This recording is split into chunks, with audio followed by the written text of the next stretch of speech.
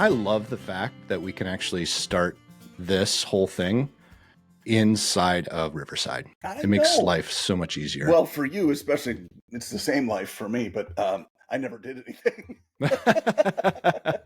You have been, and our listener, I'm sure they all know this, that you have been the brains editor-in-chief. I'm just going to call it the editor-in-chief. Editor-in-chief. Chieftain. Yep.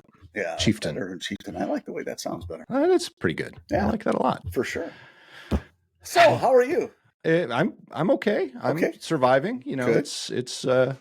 it's life. Let's just put it. Oh, look, and you're all frustrated. I mean, flustered. Oh, no. So we actually make fun of my boss, who you actually worked for in the past as well. Sure. Because when he gets frustrated or upset, he tosses his glasses, and it's really, really funny. So that's and then so my boss's boss, who we've talked about on the podcast before. Yep. She went to the doctor, the optometrist, recently, and he said, you need to start wearing your glasses all the time. So she's wearing her glasses a lot, but she finds herself tossing her glasses. Yeah. So, and of course, giggling, because then we're talking about, we start, making fun of Chris at that point. It seems to me that there seems to be a lot of frustration going on with glasses throwing. Yeah, I do it now too. So I'm going to have to get a new pair, awesome. I'm sure, very soon. Love it. Or just wear They should make high impact. Yeah, there you go. They should. I'm sure they do. They do. And steel-toed boots you should probably wear too. I don't know why, but actually, I want some. I really do. They get really cold in the winter, though, with the steel touching your toes. Wear socks. Oh, is that what you're supposed to do? That's what I heard. I grew up in Wisconsin. Okay, in real talk, yes. I actually used to play hockey with buddies who would not wear socks in their skates. I know. Well, I mean, think back though, and I don't know what they're like now, but back then they had the skates that would mold to your feet. They were like lined. Yes. And you can pull the liner and blah, blah, blah. But still, I know I always wore socks every single time. Imagine and I don't have to imagine because I've smelled it before, but the gear after, goalie gear. Oh my gosh, God, yeah. But even just the skates without socks. My gear had to live in the garage. I mean, it smelled so bad all the time. I'm sure. But it's also a very nostalgic smell, because I walk into a hockey arena now and I smell it and I'm like, oh God, I miss this. I miss that smell. Yeah. Well, you can get it if you just, wear clothes and don't do any laundry. Right. Ever. I tell you, that is the truth. And I remember in basketball practice in high school, we wore reversible tops, just tank tops, and obviously shirts and whites or blues or whatever, right? Shirts and skins. We didn't do skins much unless we were outside anyway, but the jerseys were the schools, and we'd hang them up when we were done, and I think they only washed them once a week, and every time you put them on, they're stiff as a board from the hanger. So the first couple of hours you're walking around like this. Yeah, but at that age you didn't really care. Nobody cared because everybody smelled the same. Bad. Yeah. Exactly. So it's been a week, John. How was your week? Before we get into the week? Yeah, mine was good too. I was mostly in my home office, which was good because I have some new courses to learn and helping with some of the changes, modifications we've been making to them, and so we'll find out how we did, since I'm teaching a 3-day one next week, which will be good for you. Interesting. And then very interesting. Flying to Wisconsin, meeting my lovely wife for a wedding. And are you getting married? Could be, but we did that a long time ago. Come on, Nick. Yeah. Have you ever, speaking of, yes, have you guys ever talked about renewing your vows at any point? I never really understood that. I don't either. I mean, I guess if people are, having conflict and it's an ongoing thing, and then something changes and they, come back together again.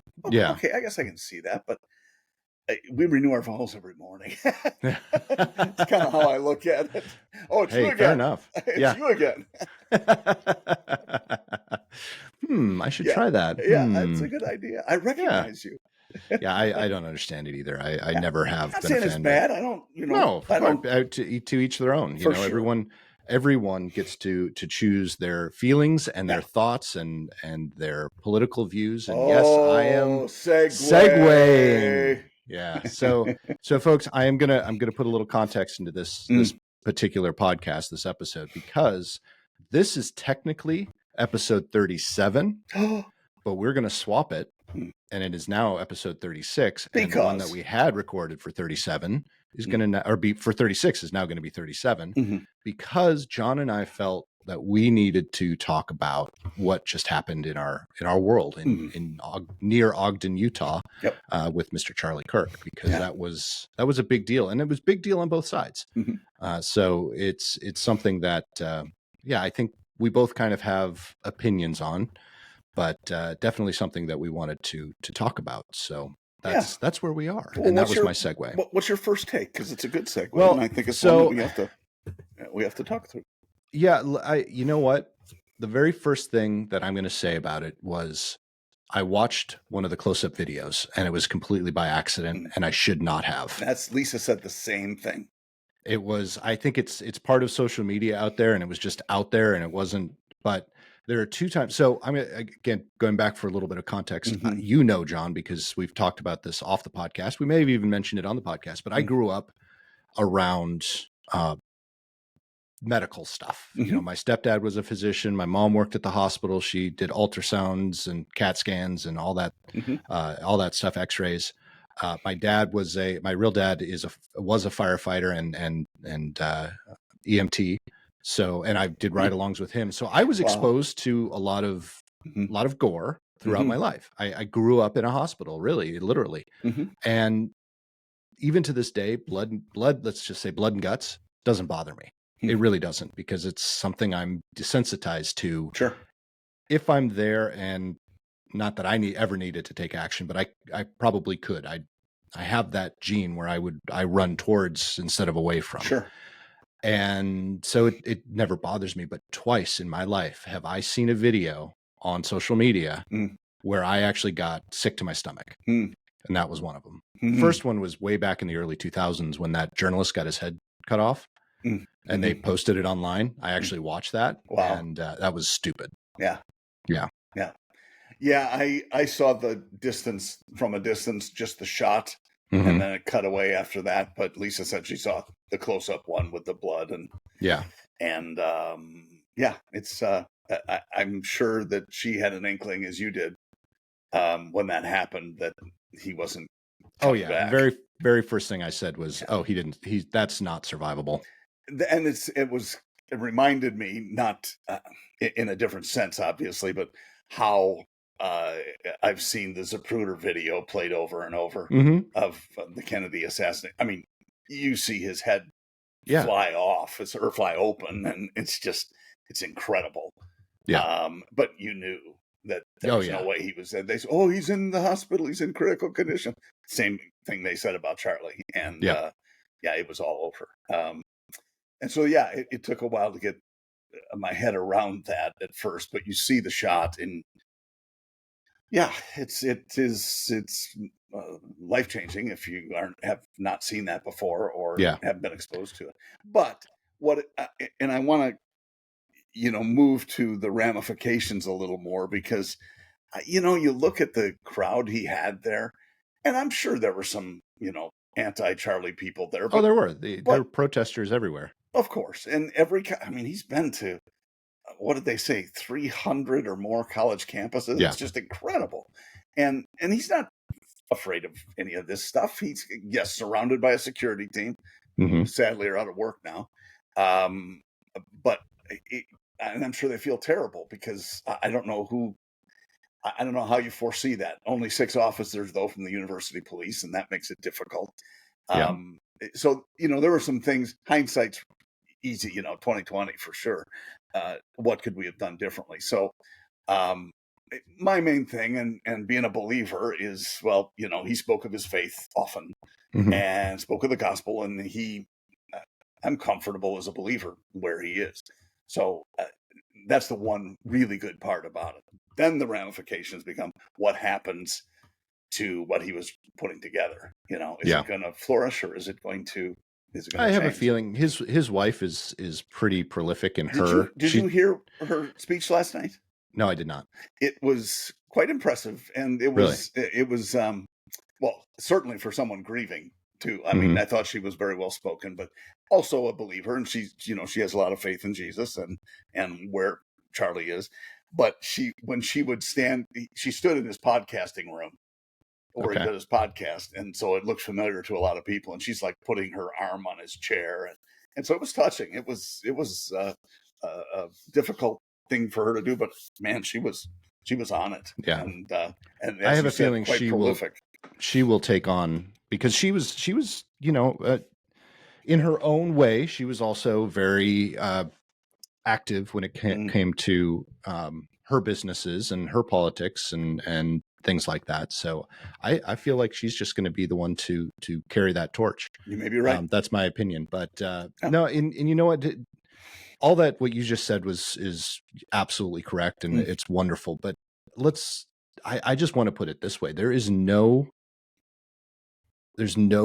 reason for, in any way, shape, or form, doesn't matter what your political beliefs are, doesn't matter what your religious beliefs are, for anyone to take a life of someone just because you disagree with them. Bingo. And that is the Period. bottom line. Yeah. And that's this is the difficulty I have, because they frame it however they want. Gutfeld said it very well. I was listening as he dropped the F-bomb on Fox News. Oh my gosh. And I heard it, and he does it. He said shit 10 times. Yeah. But he did the F-bomb, and he's maybe done that twice. They may fine him or something like that. He doesn't care. Well, it's cable. It's not broadcast. That's true. Although they're supposed to abide by the rules, I think. Yeah. But yeah, he will do it for effect. And oh my gosh, it's just like, oh boy, did he just say that? Anyway, but he was talking about how the people like the shooter, they're just brainwashed. They think their opinion is normal, and that's mainstream.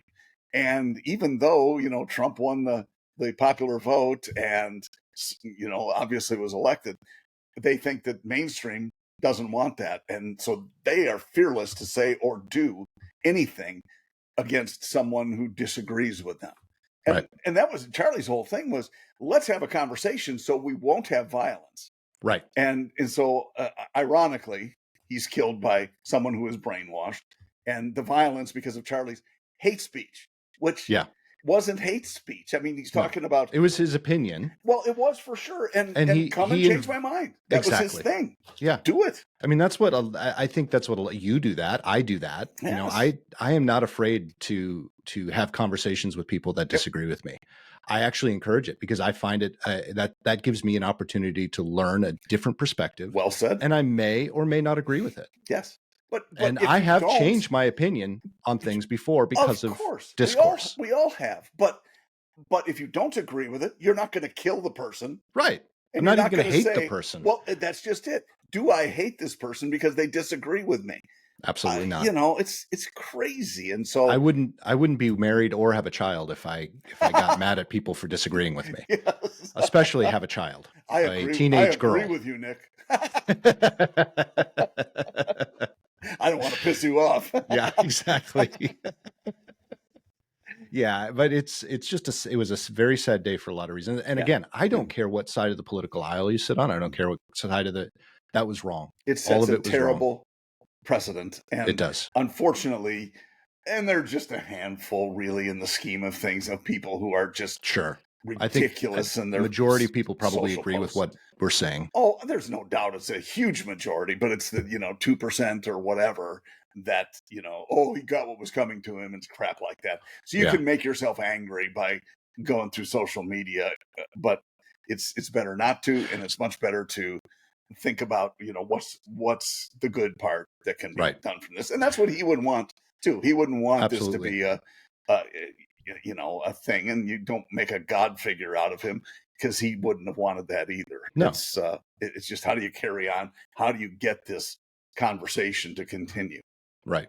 It was very sad. And so the other thing I want to talk to you about, because this is something I was thinking about earlier as well, is that the other part of the news that has come because of this are all the people, and when I say all the people, I think there were only 30 throughout the country. So it's not a majority of people. It's not a ton of people, but about 30 people have now lost their jobs because of things that they've posted on social media. Yeah. I'm torn. I'm honestly torn, because we just had the conversation about free speech and people being able to disagree with people. But I also think it's really ugly to say that anyone deserved what they got, when especially Charlie, who was killed because of his beliefs. So I'm torn. For some, now there was one that I actually supported, and that was the removal of the assistant dean of students at MTSU, the Middle Tennessee State University, which is actually where Peyton wants to go. That person, I think, because of their position, should not have been making the comments that they made on social media. Yeah. I think I think it really boils down to the position. If, for example, if that person was a politician and they were saying things like that, that person shouldn't be a politician anymore. I do agree with that. Now, other people, firefighters that are saying things, there is a line. There is still free speech. And, now if it goes against policy, that's one thing.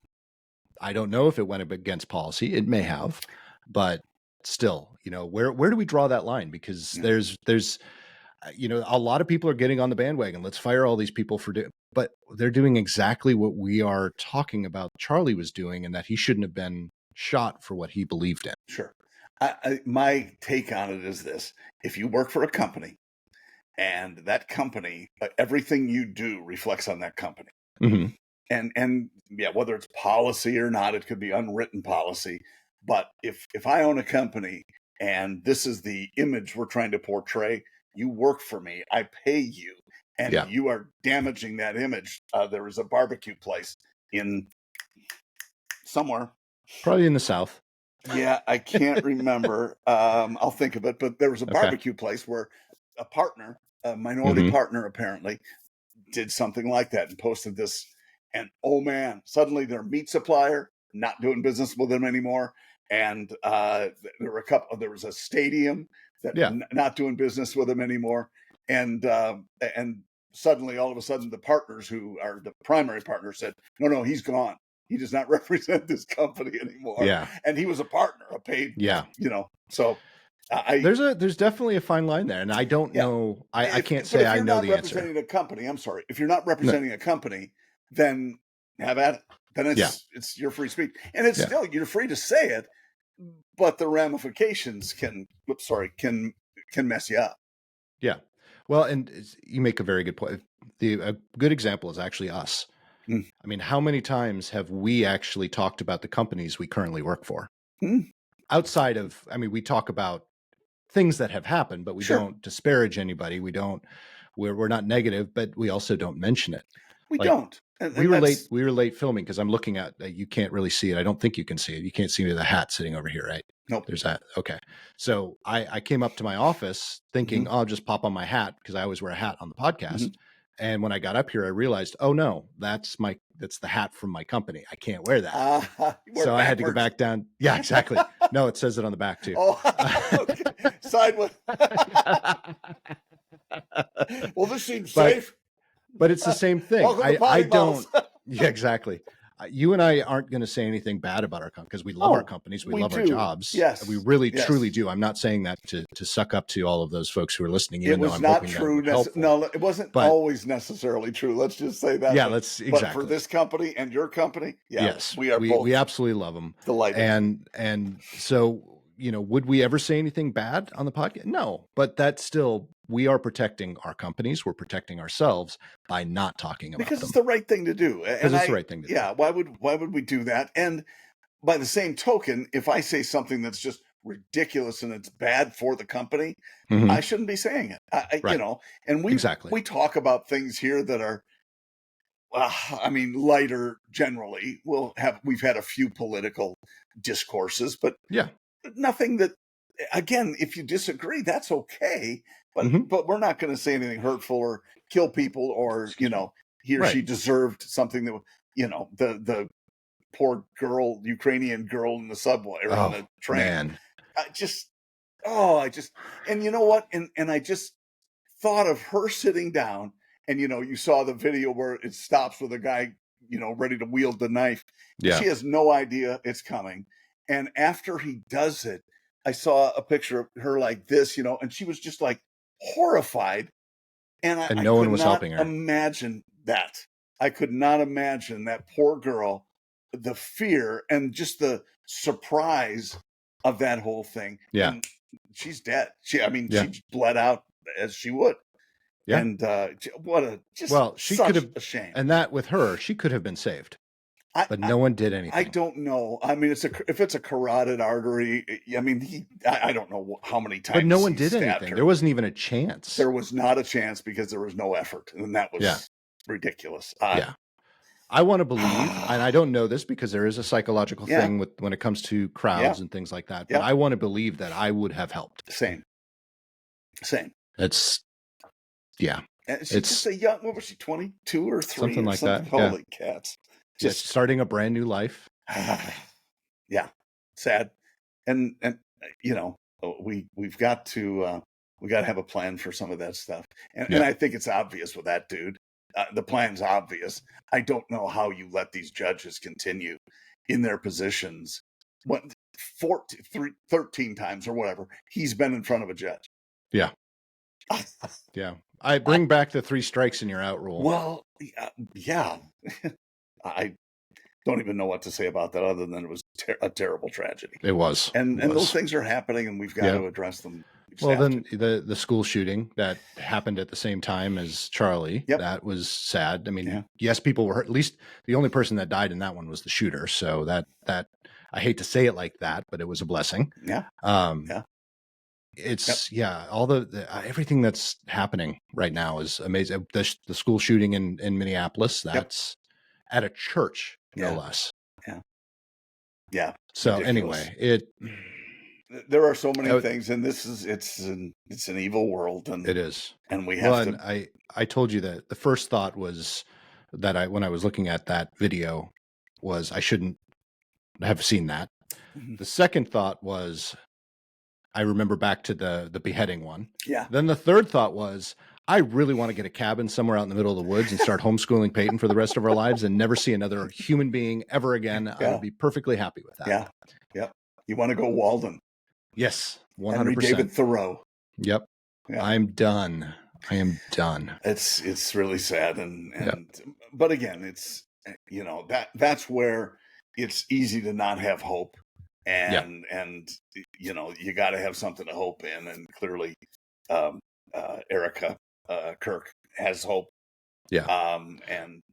So we'll see what happens with. Well, it's that organization. And this is something with that has been said on the news, and a lot of people have been talking about it with this. What happened is we're at a precipice. Yeah. We can go either way. Yeah. This could be the shot in the arm that pushes people to be better and pushes for polite discourse. Or it could send us into another civil war. I'm hoping you're right. I'm hoping that is not the case. I think that, I think that the rhetoric just really has to take a back seat. It really does. My gosh, it does go both directions. But as the governor said of Utah said that you'll notice there's no rioting and we're not burning cars, and that's not what's happening here as a result of this.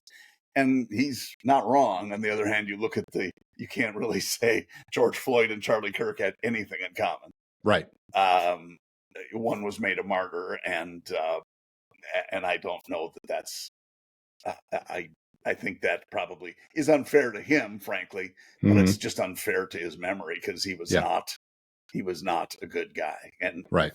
And no offense to George Floyd's people, but I will say that he was a convicted robber and a convicted drug user, and it's just, and you hold him up and you think, we think, but by rioting it's going to make some change, right. And it's just not. By no means are we saying though that he should have died the way he died either. And sadly, let's be serious about it. There are questions about that as well when you look at the coroner's report and you look at many other things.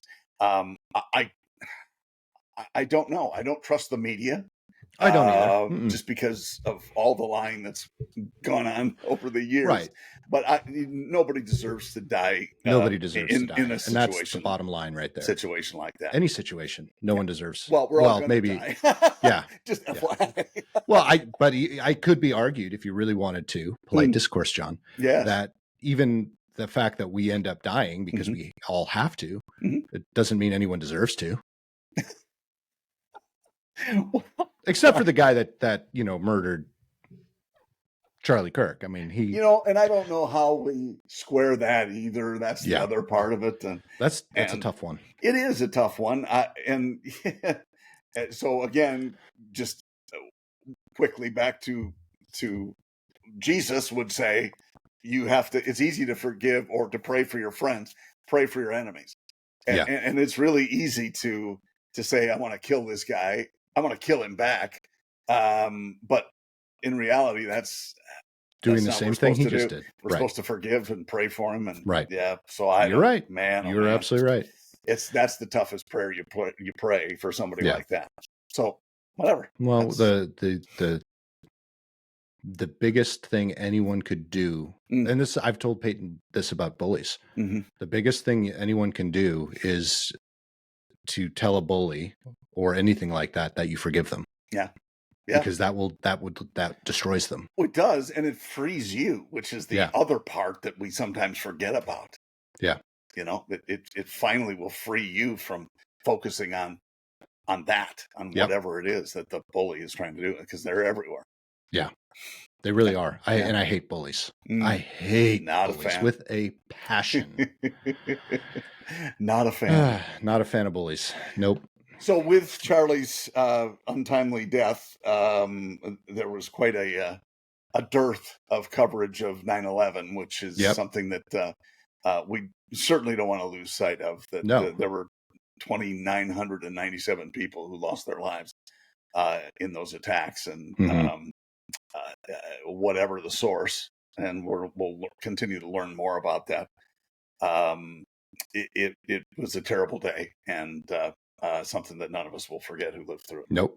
Yep. I know exactly where I was, what I was doing. Same. All that. Yeah. Same. It was a very unique time. And I recently watched, because I know where you're going with this, I recently watched a documentary, which I had always, which I think most people did, watched plenty of documentaries and news coverage and things of the Twin Towers. Right. But I actually watched a very good, very lengthy documentary on YouTube about the Pentagon. And the people on the airplane and the story behind the folks that were on that one, how they reacted to everything. And the one thing that stood out to me, John, was a lot of people say, well, why didn't they all fight back like the airplane that crashed in Pennsylvania?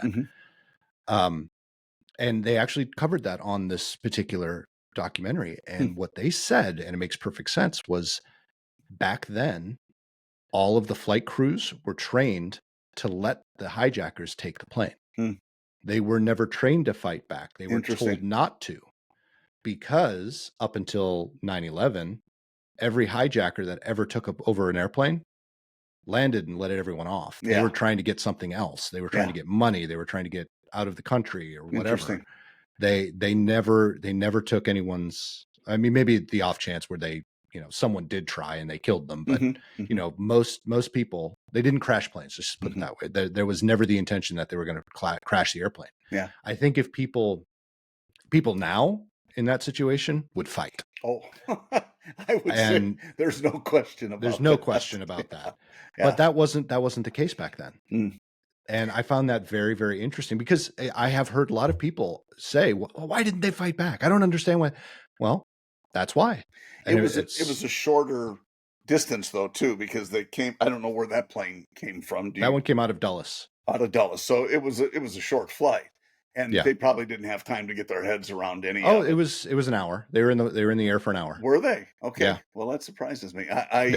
That's not the case with the Pennsylvania one. Right. I think they had actually spun around, if I recall, headed back toward someplace. All of them White did. House. All of them did. So the one that hit the Pentagon, they took off out of Dulles. They were flying to Los Angeles. So they had full tanks of fuel. That was the main thinking. Yeah. Got it. Interesting. Yeah, there is so much that we, sadly, and there's some to say about July or January 6th too. Oh yeah, that there's so much we don't know, right, and so much we probably won't. I mean, let's even go back further. Let's talk about JFK. Yeah. We still don't have all of the documents. It's ridiculous. I mean, it really is, and this is covering up what you would assume is corruption. Mm-hmm. And because we're going to put it away for 60 years. What? Yeah. What? Why? What's in there that needs to be hidden for 60 years? It's just ridiculous. It's a generational move of cover up, if you ask me. But I don't know how else can you explain it? Let's talk about that. Look at the age of some of the people that are running the country. They were adults when that happened. Good point. Yeah, they were young. I mean, young. They were young adults, but they were adults. There is some of that. Some of them were in their 30s, John. Come on. Think about it. No, that's impossible. Okay, how old is Nancy Grassley Pelosi? Is the oldest. Okay. And he's 90, something 90? Like that. Okay. And it happened in the 50s. That happened. Find out. That's 63. 63. Yeah. So that was 60 years ago. Yeah. Let's ask Gemini. How old is Chuck Grassley? He is just a sec.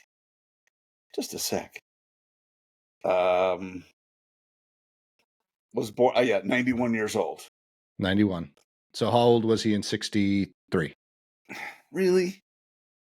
He was born in 30. So he's almost 30, yeah. Yeah. Or he was 30. You're right. Yeah.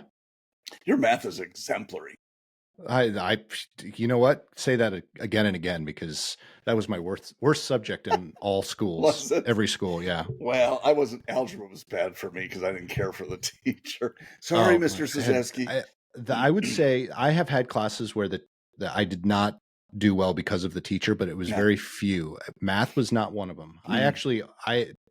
Almost all of my math teachers were some of my favorite teachers, but I could not wrap my head about it. Or middle school, that was true for me too. I loved my math teacher then, but yeah. My math teacher in middle school was my football coach, so I loved him. Oh, that's cool. Well, you had to. But How old is Nancy Pelosi? She's in her 80s. Oh, thanks, Gemini. Mm-hmm. How old is Nancy Pelosi? You would think they'd give it right to me because I have that investment portfolio that follows her. 85 years old. So she was in her 20s. Good gracious. Yeah. Isn't that amazing? It's amazing they're still there. That's not at all what the founding fathers planned or looked for. And again, $174,000 a year, and she is worth a multi-millionaire. Just incredible. Yeah. And there are so many, the insider trading stuff, so many examples of that. Not just her, but her for sure. Yeah. Almost all of them. All of them. There's incredible. One, I think her last name is Luna, and I don't know where she's a rep. I think she's a rep from Florida, Texas. In Miami. Florida, that's right. Anna Maria Luna or something like that. Yeah, she there are no term limits, but she has a plan. She doesn't want to stay. She's going to serve her. Many of them do, fair enough. But she's the newest one that she's not going to stay more than, I think she said 8 years. Yeah. And then she's done. I think it's Anna Maria Luna anyway. And I like her. I'm mostly greatly pleased with our Florida reps and senators. Are you? She was on Joe Rogan. That's the only reason I know of her. Okay. Interesting. And that was an interesting episode. Because she's on a subcommittee that is looking at aliens and UFOs and stuff like that. So that, of course, that's I love that. I get sucked into stuff like that all the time. So it was an interesting conversation. I recommend it if you get a chance. You need something to listen to for 3 hours. Yeah, I'm constantly looking for that. Yeah. I haven't finished the Charlie Sheen episode, but that started out pretty interesting. But that was done on September 10th. Oh, so they're in the middle of the recording, and I saw the clip on YouTube in the middle of recording. He just stopped, and he was just, Joe being, holy shit. But, yeah. Wow. Yeah. Yeah. That was certainly a tough day, and how people reacted was ran the gamut. That's for sure. Yeah. Cool. So let's talk about something a little bit more positive. Actually, it's a little bit more conspiratorial, but not really. It's more, let's call it scammy. I think that was the word that I used when I brought it up earlier. Yes. So as our listeners know, my wife and I have taken the house off the market. It's been off the market now a couple of months. And because we just weren't getting any interest. So I get this, and this is one of the questions John had. I get this weird message on Facebook Messenger from a real estate agent here in Nashville. Oh, and not your agent. Not my agent. Not my agent. No. And she said, I saw that your address, I'm not going to say mine because she used my address. Yeah. Your address is taken off the market. Publicly available information. Publicly, yep. Yep. I represent an investment firm that's looking to purchase your home, and we would like to discuss with you and make you an offer. And I'm like, okay, that's scammy. And so I looked her up, and she is a real estate agent here in Nashville. Okay. And so I copied that message and sent it off to my realtor to say, what is this? Is this a scam? And she's like, no, that's a real person. I know her. Oh. And she's a real estate agent. And then ironically, right after I send that, she gets an email from that realtor saying, hey, I know you represented this address. Do you think they would be interested in an offer? Interesting. And my real estate agent said, of course they'd be interested. This is a lot less scammy. Never going to say no. Well, wait. Wait, there's more. Just wait. Yeah. So what this is, they made, and so she said, send the offer over. And it wasn't an official offer, but it was a presentation. It was a PowerPoint deck. Okay. With the offer in it and the breakdown of the proceeds and stuff like that. And they made a full price offer. Okay. But here's where it gets scammy. Wait, there's more. So this is a hedge fund, or not a hedge fund, what do you call the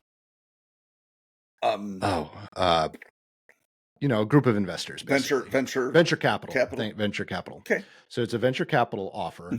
What they do is and I don't know the specifics yet. We're still waiting because we asked a bunch of questions and we're still waiting for the information to come back. But what I got from the document that they sent is they make an offer. Then they come in, they look at the house. They're going to lower the offer, obviously, because, the house is not going to be perfect, but they're still going to make an offer. And this is the part that I don't know. I don't know if they keep the mortgage or if they buy the mortgage and they become the mortgage lender, but they keep your name on the deed. Okay. And so they give you the equity in the house right now. You sign a contract that's a minimum of 5 years, but they'd like to go 10 to 15 years. They property manage the house and rent it to people. You get a cut of the rent. They also get a cut of the rent. And then 10, 15, maybe even 30 years later, when the market is higher, they actually sell the house and then you get another payout from the proceeds. Okay.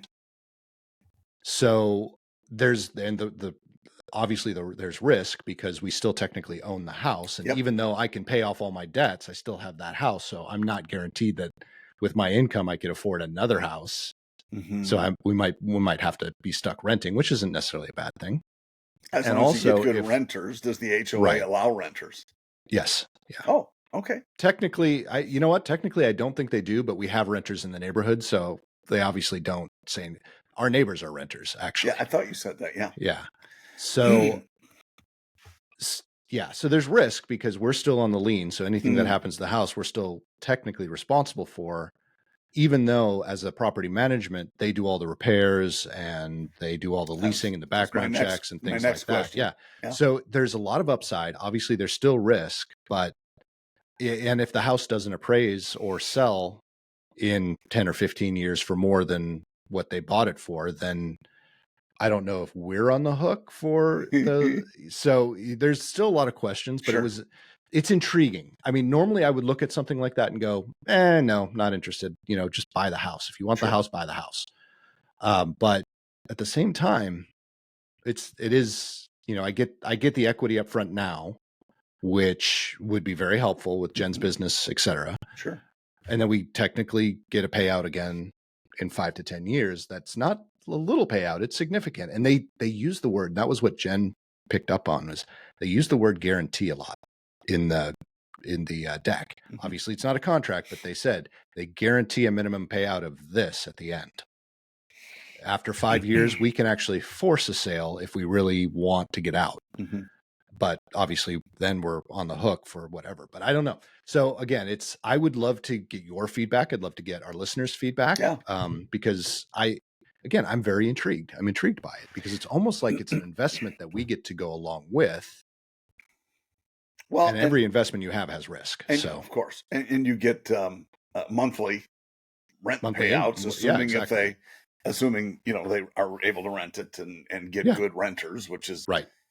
Well, and that's the other thing. What happens, and that was one of the questions we had. What happens with the rent when the house is empty? Yeah.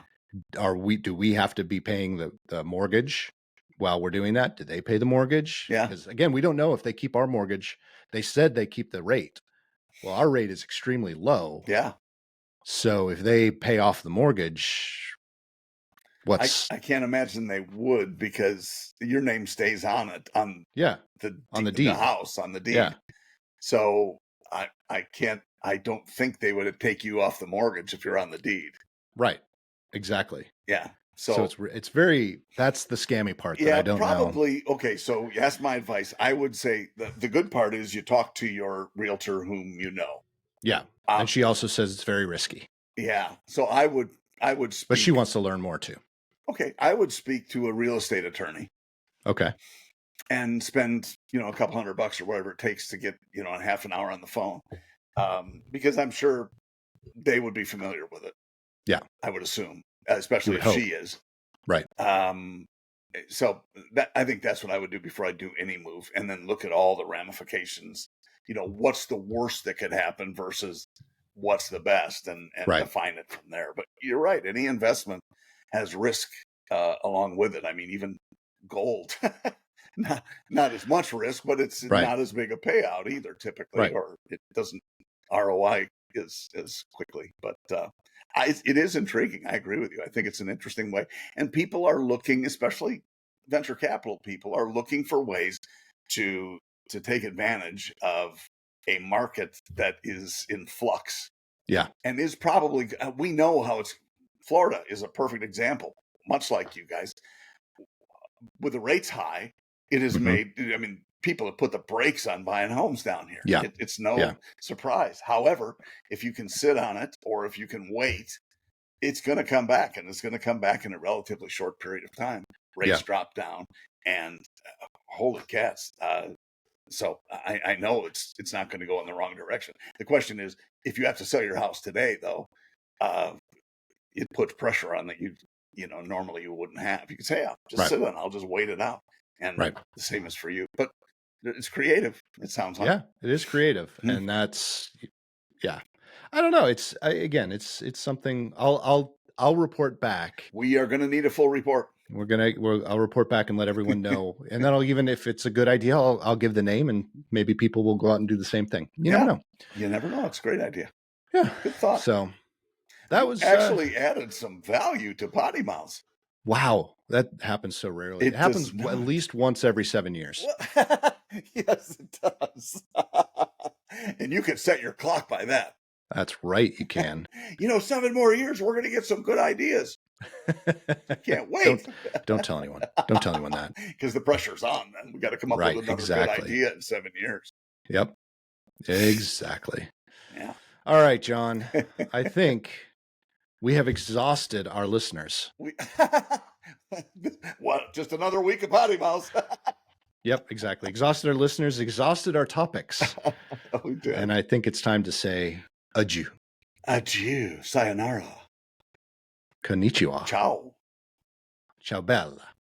Yeah. Something like that. Adios. I don't know. Yeah. See ya. Aloha. Bye, everyone. Check out PoddiMouths.com for all of our past episodes and our merch store and all of our guests, their links to all of their exciting ventures. And we'll see you again here. Well, we already got the next episode technically recorded, so you'll see that very, very soon. All right. Have a good one. Bye, John.